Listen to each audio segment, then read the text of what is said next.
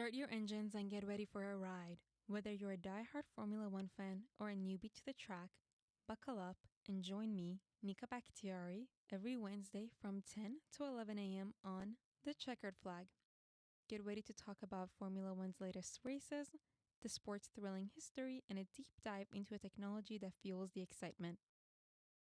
The Checkered Flag on Spirit Live. See you at the finish line.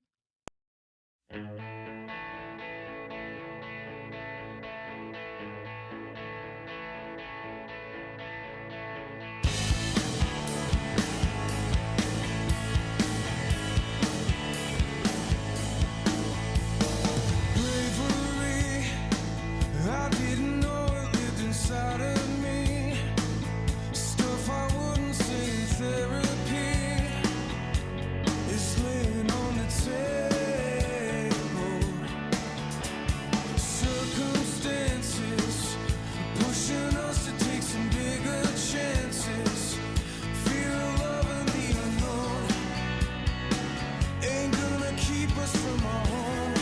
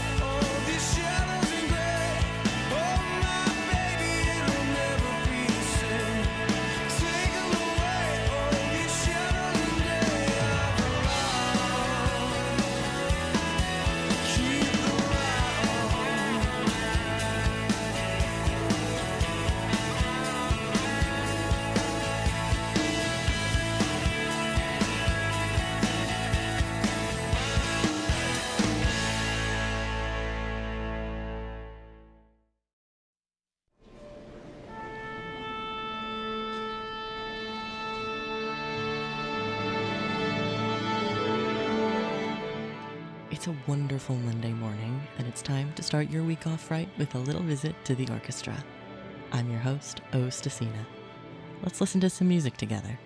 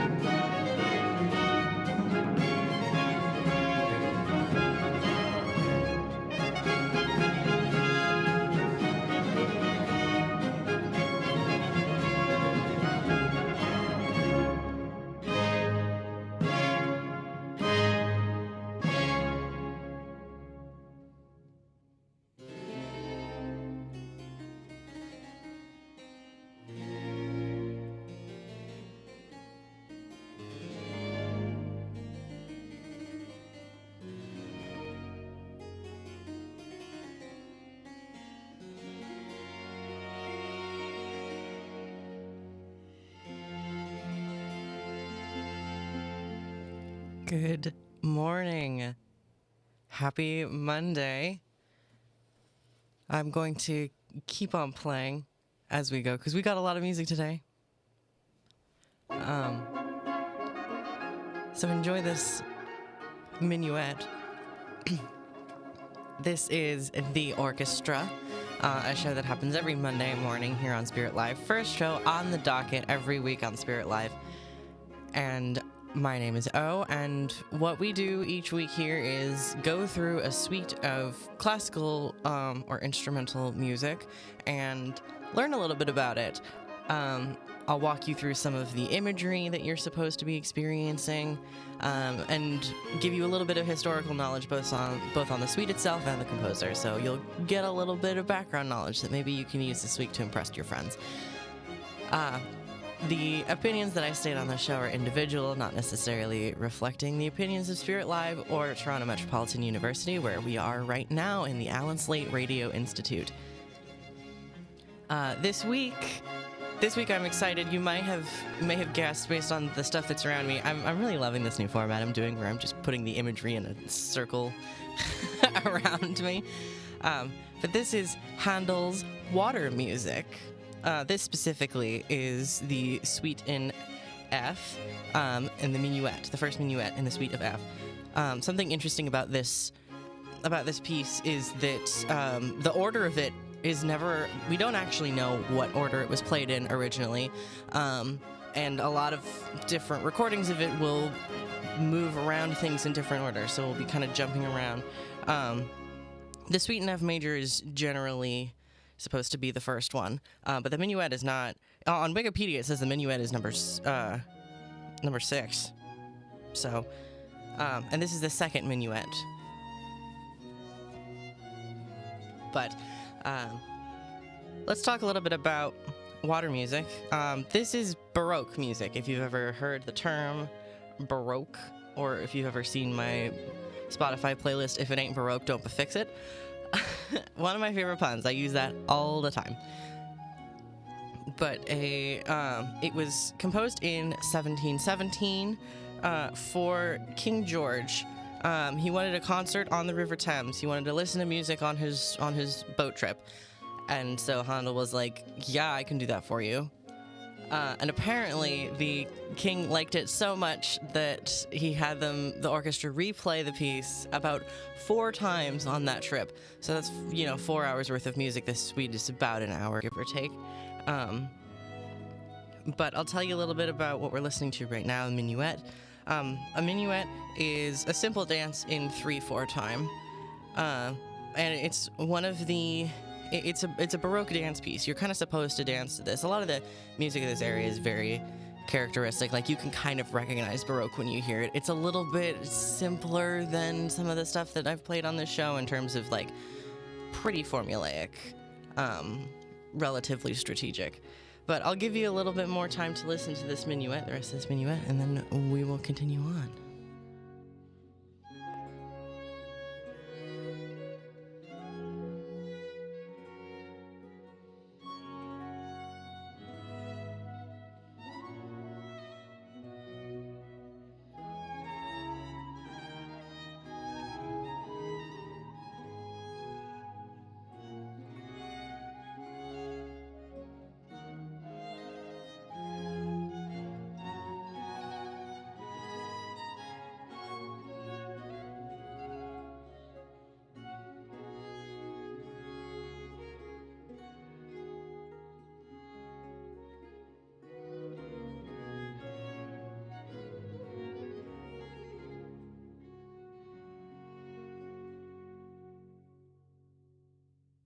So those were the minuets. Now we're listening to Rigaudon. This is a more lively dance, sometimes called a rigadoon.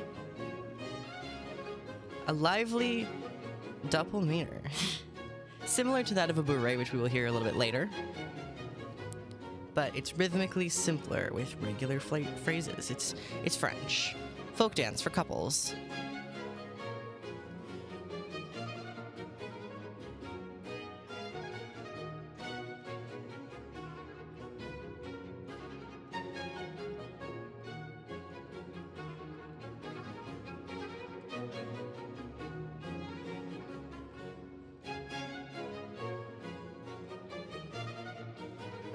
one of the interesting things about Handel is that, I mean, obviously somebody that lived so long ago, there's going to be issues with trying to document every aspect of their life, you rely a lot on what other people said about them, especially for their earlier life. This is the second of the rigodons, by the way. But there's a lot of dispute as to, when specific events in Handel's life took place, and if they took place at all, because some of his earlier biographers were known to embellish things.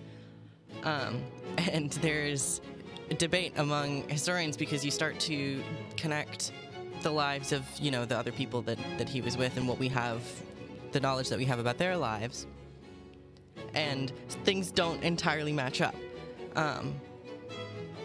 So I like to think sometimes about how that would play out today. If somebody was analyzing my life and was trying to meticulously put together every detail of what year whatever happened, and they were relying only on other people's accounts, that would be pretty difficult.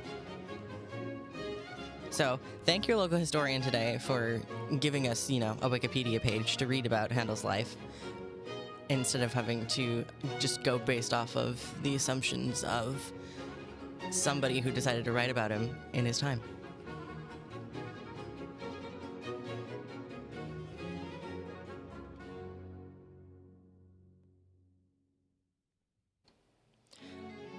What you're hearing now is the third minuet.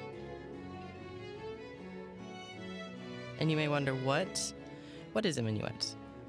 What is a minuet? It's a social dance. Another one, 2 people, 3/4 time. It's a lot of these are kind of dancing music, which makes sense why, the king would have wanted to hear it so many times on his little boat trip.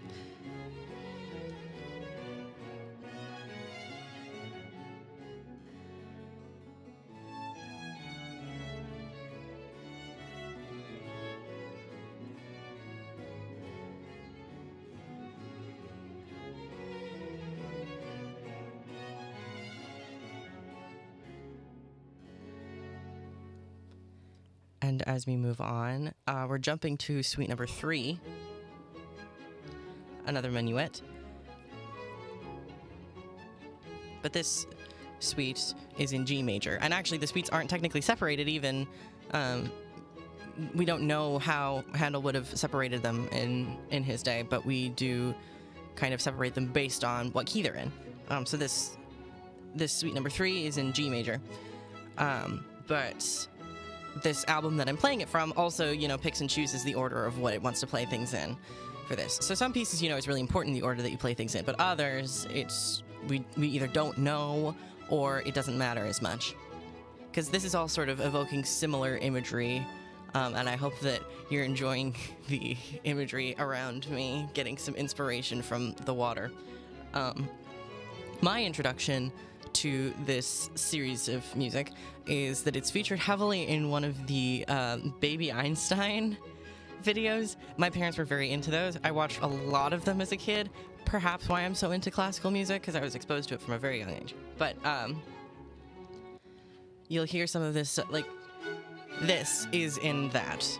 This is a gig, which is pretty jaunty, I would say.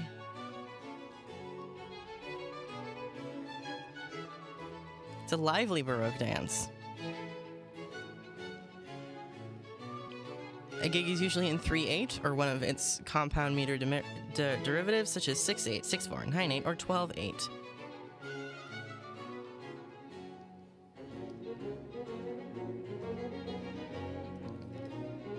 But I'm used to hearing this in, like, very poor MIDI. So hearing it performed by an orchestra is a very funny experience.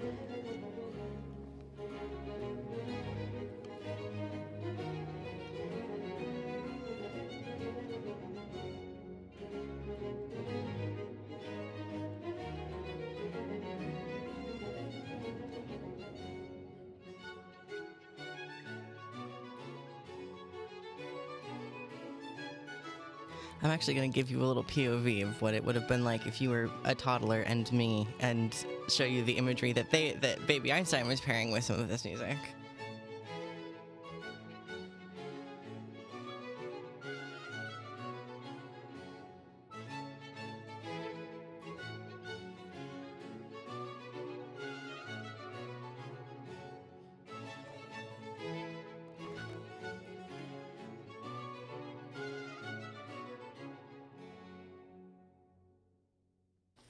So like slightly lower quality, but oh, hold on. Let me put my cell phone. There we go. Now you can see me, and I'm less likely to get copyright striked.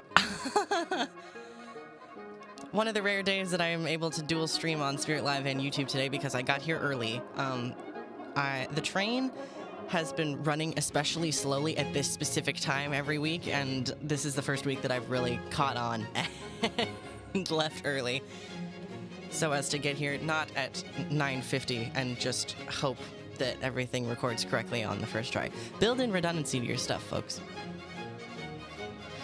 What we're listening now is a bourrée.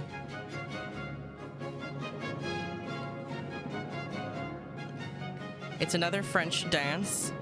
It's double time, and it's quicker. Characteristic of dance, and that sort of instance of bourrée is where pas de bourrée, the ballet move, comes from, where they're doing like with their feet.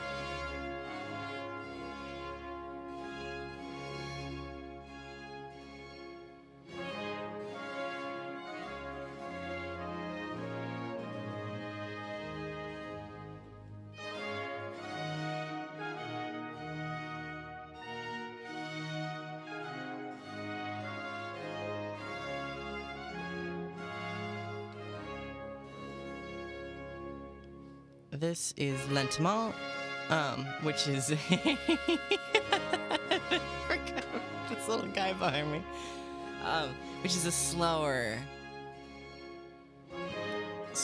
variation. You know, a lot of musical terms you'll hear French, you'll hear Italian. This is French,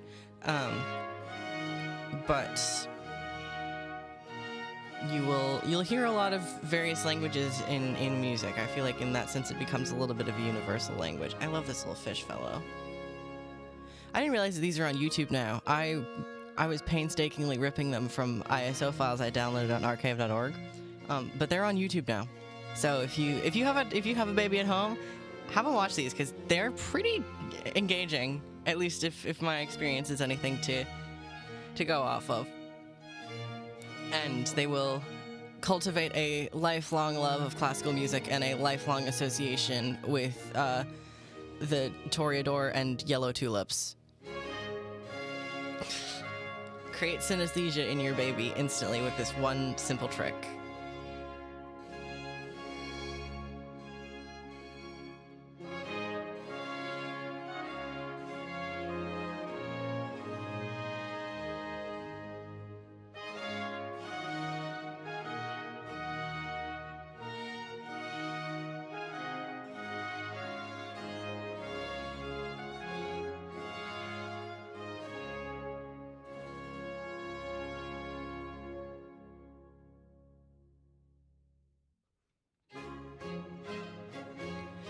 This one is also in the Baby Einstein. This is Hornpipe. This is an extremely catchy melody. You will get this stuck in your head. I get this stuck in my head near constantly. But Handel's music is very admired by British people. I feel like they use a lot of, like, you would hear something like this as theme music for some British thing. But Handel's done a lot of stuff. He's pretty revered in the composing world. But as it so happens, a lot of his music was he's been known to borrow other people's music.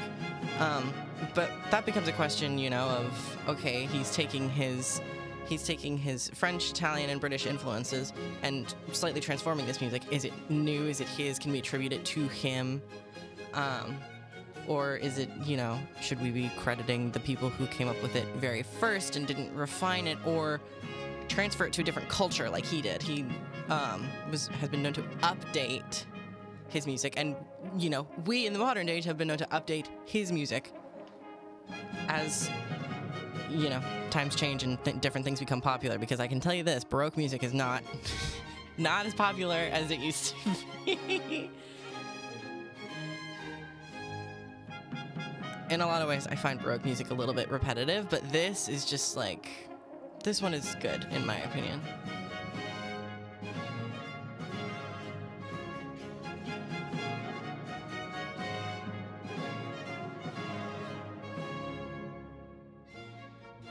Oh my gosh, I'm the baby now. We're going full circle. Some of the toys in these too, I was like, where do people get these? And I wish that I had them, because the toys in here are very interesting.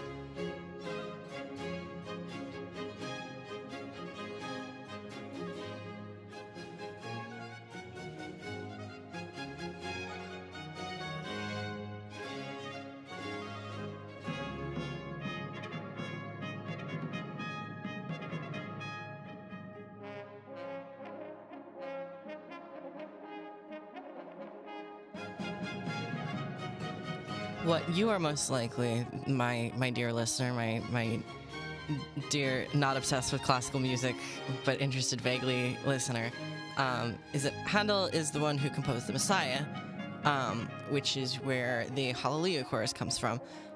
Fun fact about that is that when it's performed, you're supposed to. It's tradition to stand during the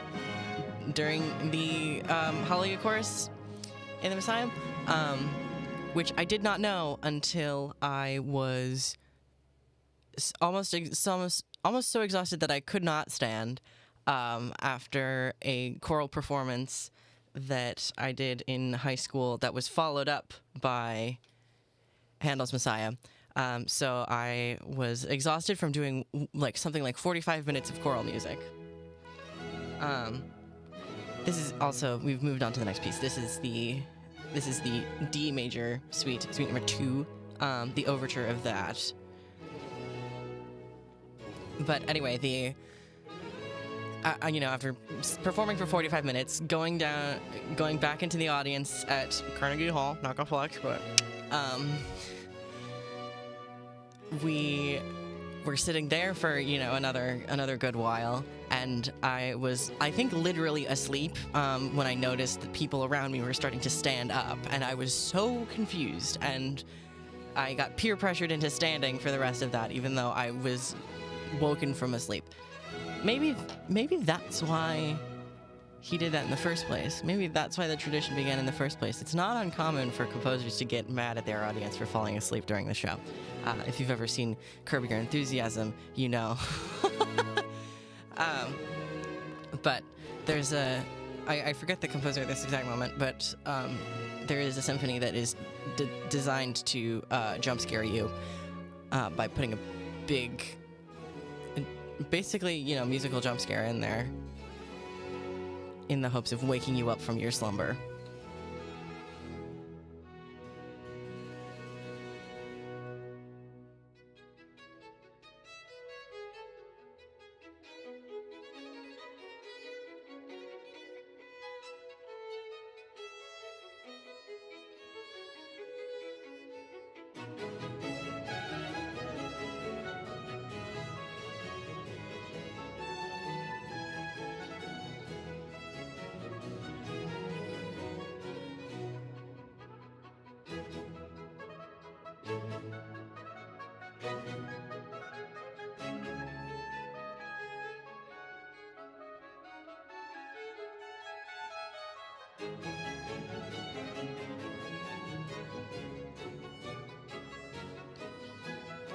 One of the things that historians actually debate a lot about regarding Handel is how supportive his father was of his music.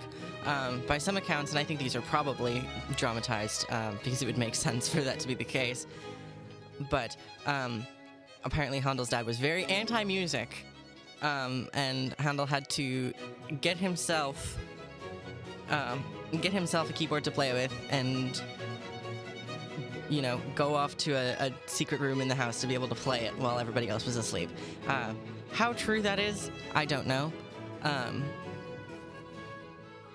But that is a big source of debate, is whether or not Handel's dad was supportive, and also from there, whether he was, willing to travel with him to the various places that Handel had to visit in order to meet the people that he met and get started in music. Because there was one of his earliest compositions they attribute to him at age 11. So you don't have much agency at age 11 to be traveling the world. So there must be, there's a lot there that we don't know.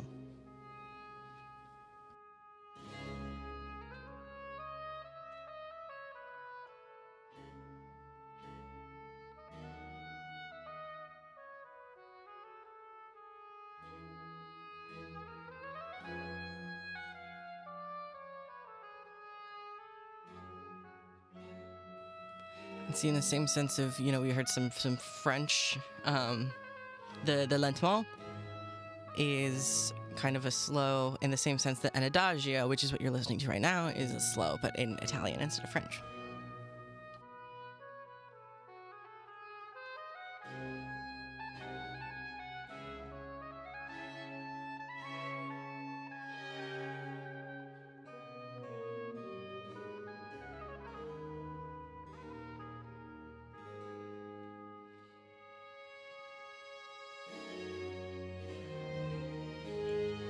Those little trills that you'll hear and like endings of phrases as ba-da-da-da-ba-da is very, very Baroque. One of the kind of honestly overly repetitive aspects of Baroque, but it's, it's a style. That's what categorizes something as being Baroque. It makes me wonder, what musical traditions of now are going to be categorized in what certain ways. I feel like we have a big rhythmic tendency right now, and there's some videos about it too, but like I think there are a lot of patterns that you see rhythmically in modern music in the same way that the Baroque might have, and they were throwing it back to this music in that day too. This is dance music. I mean, not this specifically is less dancey, but this is the kind of stuff that they were, gallivanting to on their boat party. And people would watch from their own barges on the River Thames. Like, it was, the account of this first performance says that it was, the river was like,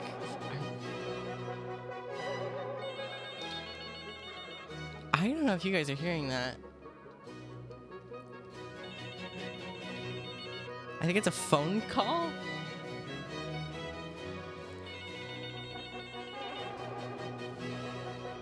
I don't know. Somebody's calling the line, I think.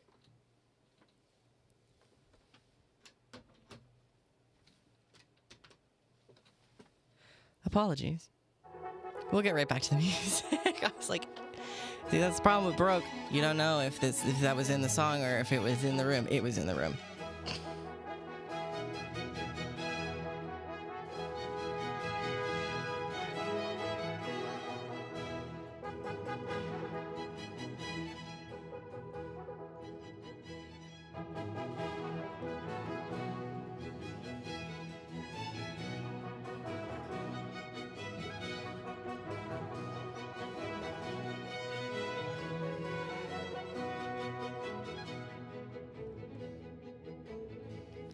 Something that we'll likely get to later, near the end of the show, is another one of Handel's very successful suites.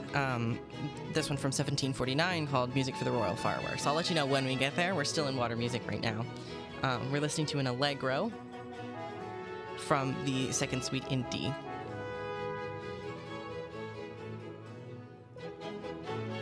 And then after that, we'll go to an Andante. But as I was saying earlier before the phone interrupted me, the river was lined with other people in their barges, just trying to get a listen to this music as it was passing by, because music was not something that you would have access to if you weren't an aristocrat. Live, like professional live music performance. Sure, you could have your own fiddle and do whatever you wanted, but there wasn't much access to music, and you had to kind of be in the in-group. And I think one of the questions of Handel's life is, how did he get into that in-group despite having a pretty non-musical family? Because a lot of these composers had very musical families. This was something that was kind of passed as a lineage. Oh my god, okay, these little bird things, I want one of those so bad. I've always wanted one of those. Look at this guy. Look at him. I want him. I desire him. I need one.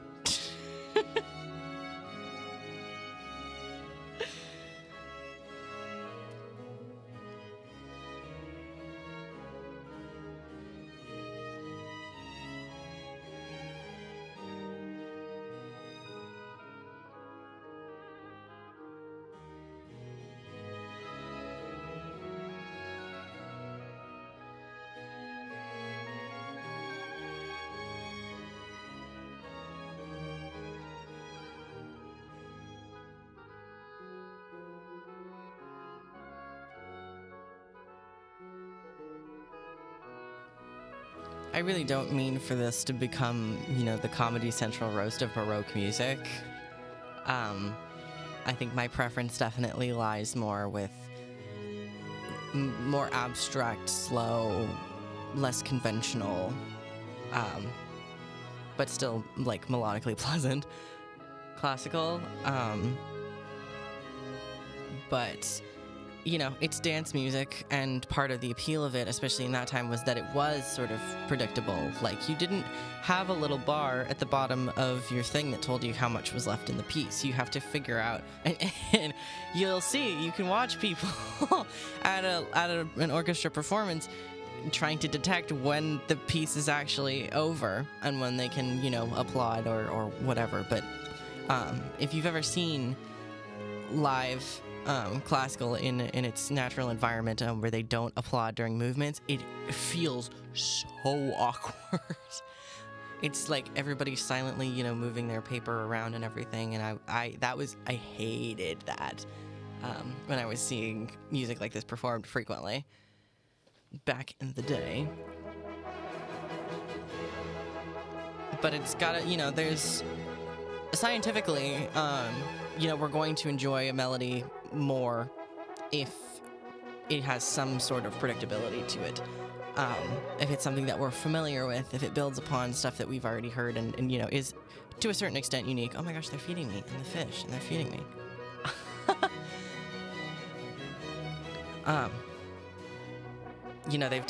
They've done studies on this and what makes some of these melodies so much more, pleasant and enjoyable versus other ones. And it is largely cultural, to the extent that, the way that we understand the major and minor scale as being associated with happy and sad and whatever it is very much cultural. That's not the same in other places where they use different scale systems. I'm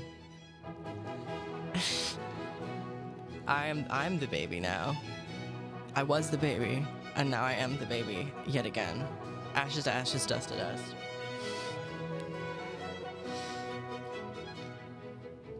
Okay, I'm switching it back.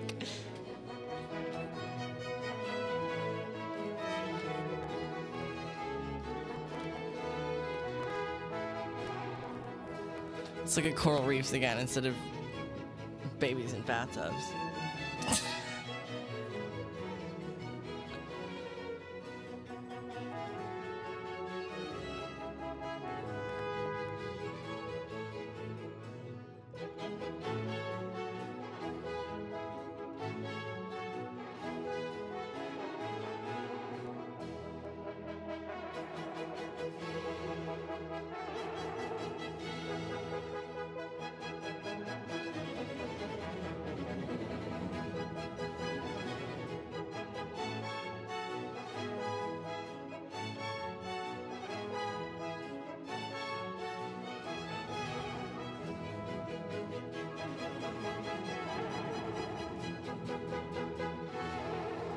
That was Andante. You'll hear another minuet now from the second suite in D major.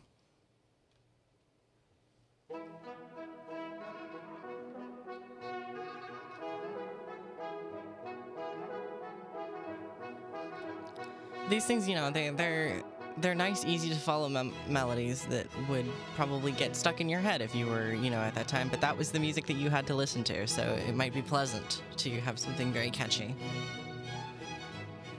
And this specific piece is marked for the fact that it has a pretty large orchestra, you know, something that you would be able to perform outdoors because they didn't have anything really to amplify it. So you had to have a huge group. You know, if you're outdoors and on a boat, like, there are lots of sounds that you are competing with. Which is probably why horns are so prominent in this, is because those carry sound a lot better than strings would, and you're going to have a lot of strings to support that. Which is something that you'll learn if you ever do, you know, live music without amplifying. But now we have the wonders of sound technology.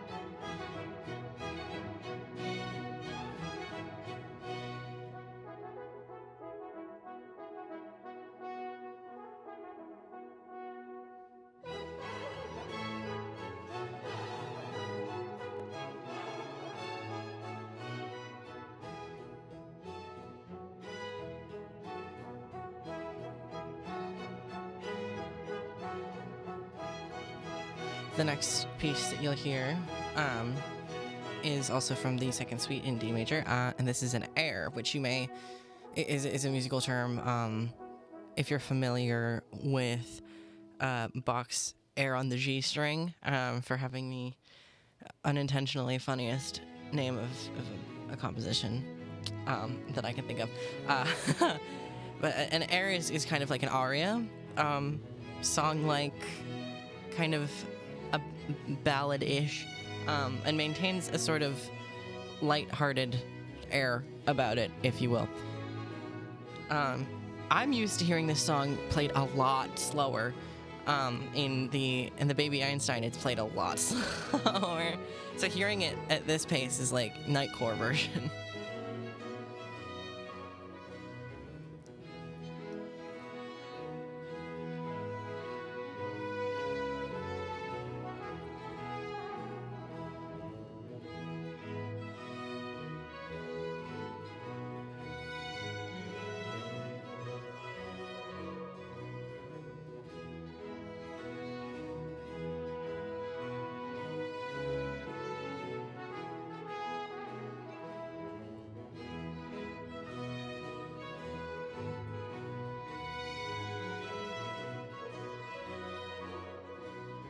So interestingly enough, in this recording, there is both an air and an aria.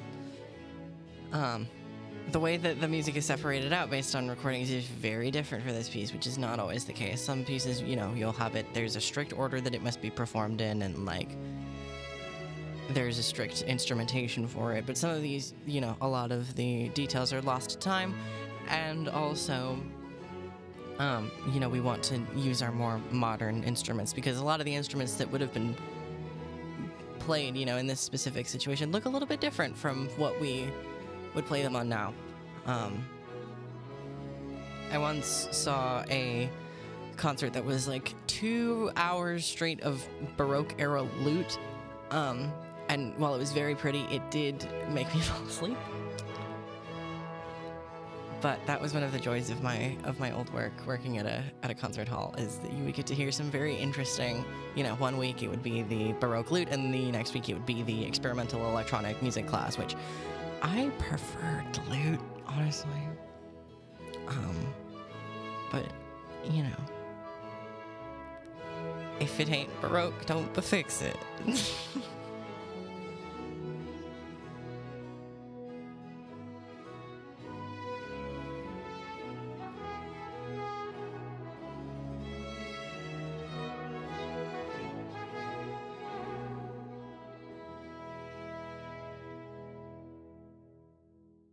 What you'll hear now is another bourrée from the second suite in D major.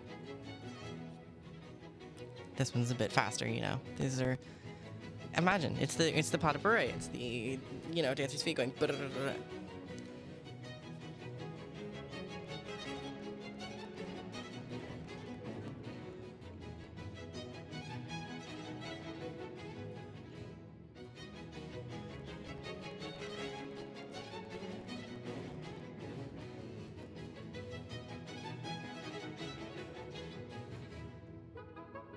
Another detail about the first concert in which this was played on the River Thames is that apparently the tide made it so that they didn't even have to row the boat. It was just kind of going as it went, which I feel like that imagery works for this song, just being carried away on the river with your boat.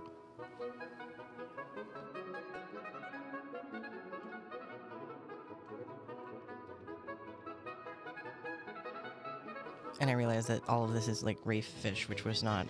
they do not have that in the River Thames, but I feel like real view of the River Thames would not be as pleasant to look at.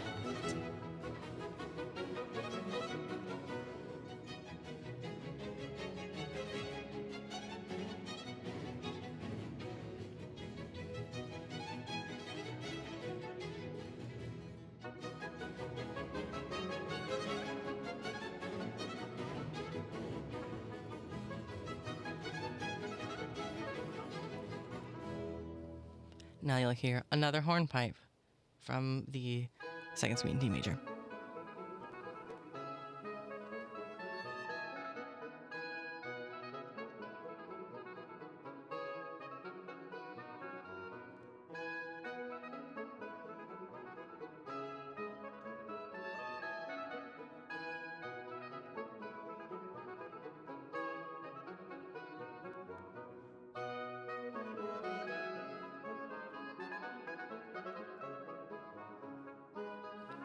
Hornpipes, as a sort of genre of music, it's a dance form.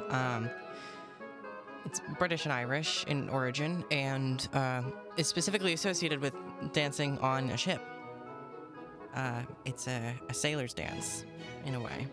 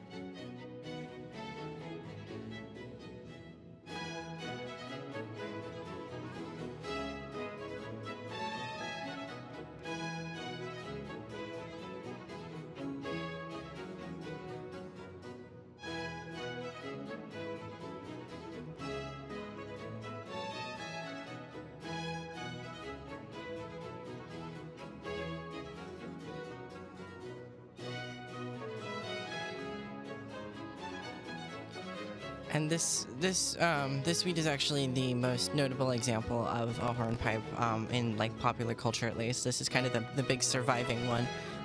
But the tradition itself, people will dance with hard shoes to keep track of the timing of the dance. It's very foot heavy, and there were moves that were kind of analogous to like sailing actions that you would do as part of the dance, like looking out to sea, or lurching as in heavy weather, or moving their breeches fore and aft, as this wiki page says. So people have remained largely the same in a lot of ways, even as the music changes. They were throwing it back to this. And this, we've moved on to another aria. This one is called an aria, whereas the last one was called an air. There's a lot of mixing of terminology that Handel does, I think probably due to the fact that he's, studied both, French and Italian and British music compositions and traditions. So he was like a cultural fusion, which is where I think a lot of why what he did survived and is so well known today.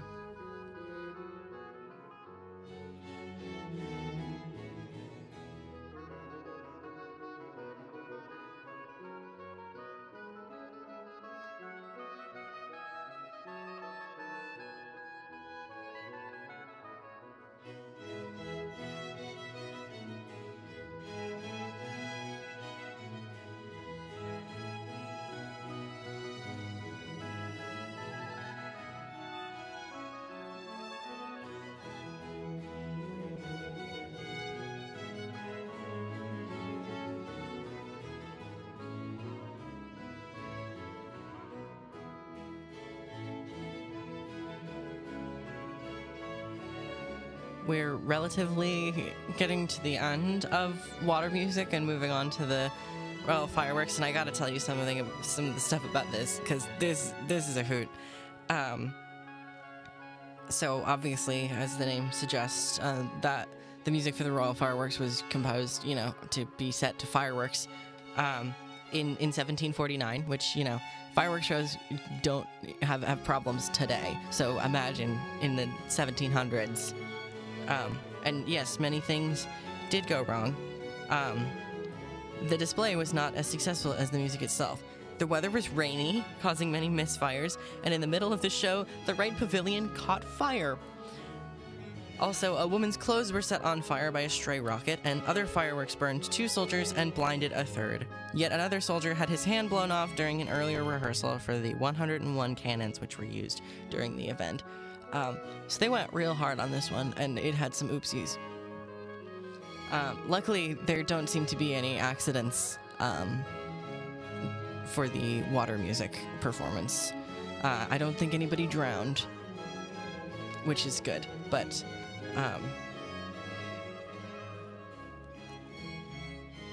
it's put together, the fireworks music is paired together with the water music very often, despite the fact that they were composed at pretty different times.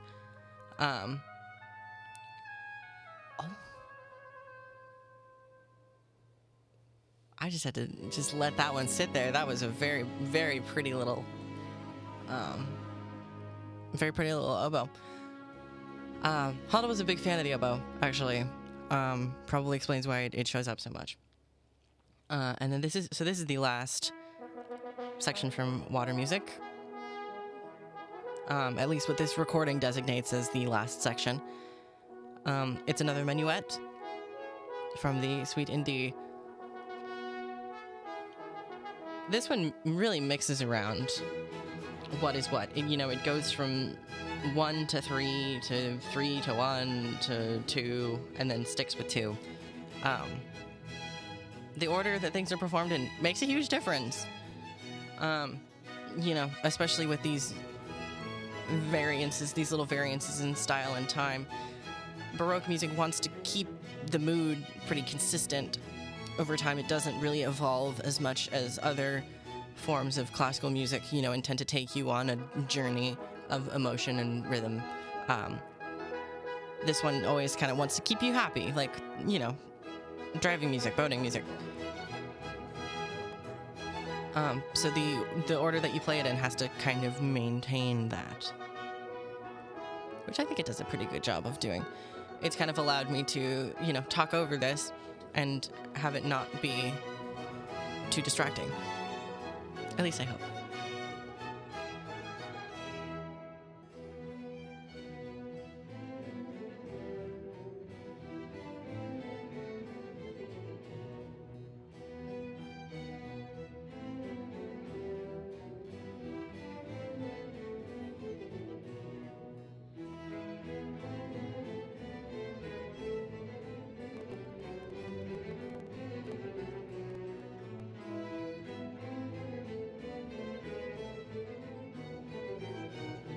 Handel was also a pretty charitable guy.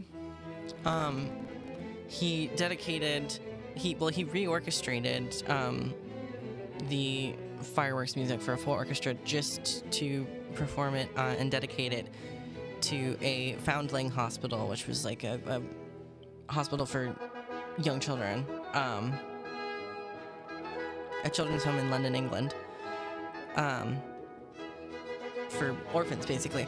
So he was a big fan of doing what he could to give back to kids who were not well loved, which, you know, it seemed like he had a not great relationship with his father, so that probably was a part of it.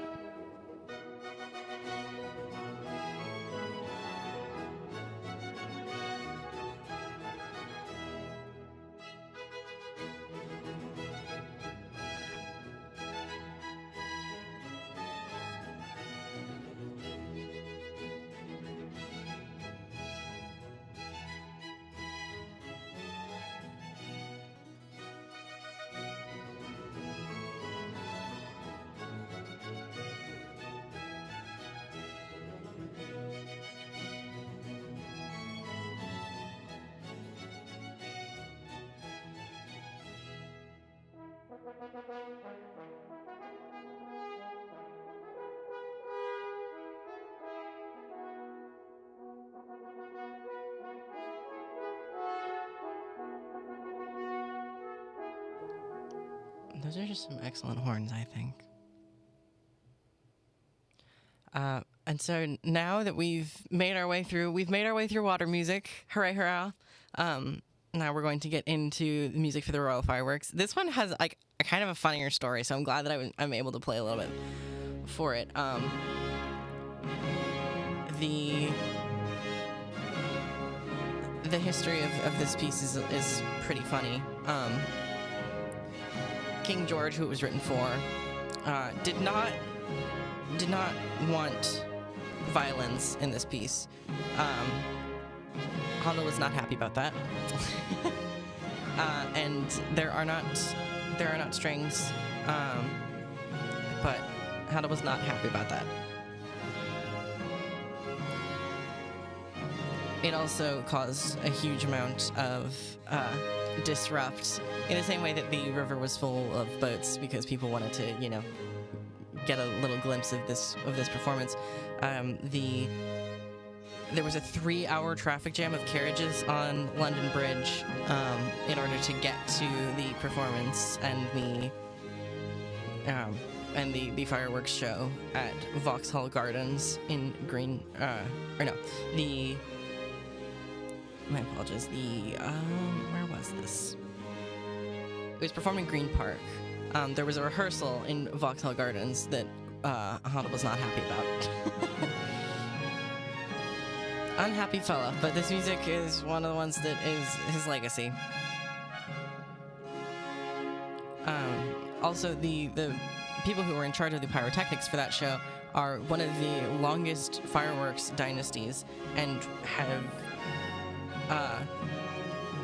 they were involved in celebrations for the French Revolution and were still around to supervise a fireworks display when the New York City Statue of Liberty was rededicated in 1986. So this was 1749, and this family still in 1986 is doing fireworks. Like, that's dedication.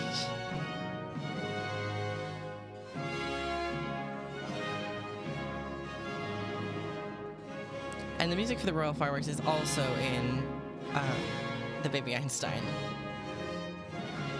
They are very, very closely knit together, despite being despite being composed at different times. Oh, I don't know why that happened. There we go. Thank you for bearing with my technical difficulty. And actually, I don't have much time left with you all. But I hope that you have a very nice week, and I hope that the weather starts to get a little bit better. Although that snow is kind of fun to play in this weekend. But it is spring now. We must enforce it. Hopefully we'll have another few nice days this week. And, you know, maybe take some time to play in the water. Or go to a river. Admire the beauty of the water. Even when you're washing dishes.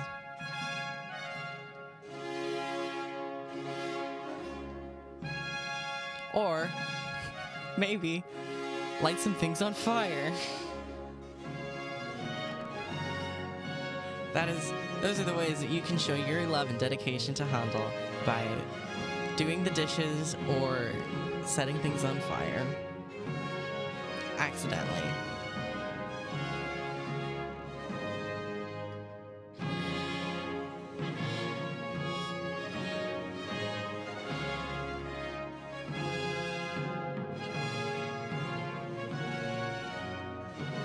And actually, the next time that I see you will have been after Easter Sunday, I believe.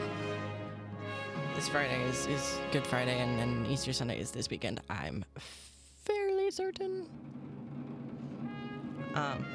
But enjoy that. Listen to those drums. Like, that feels like fireworks music, right?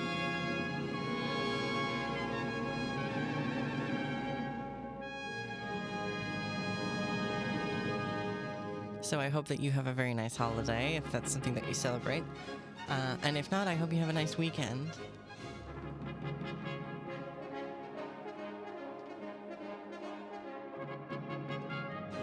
But also, you know, it's Monday. Don't look too far ahead of yourself. There's still a week to do.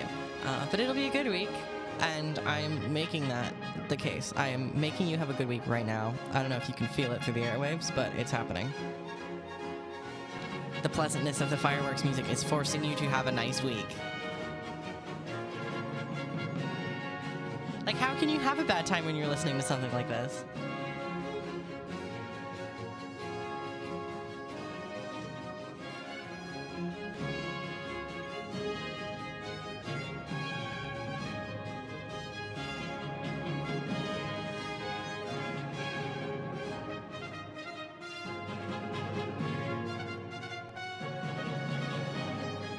And if you're a baby Einstein head, then that melody is one that you might recognize.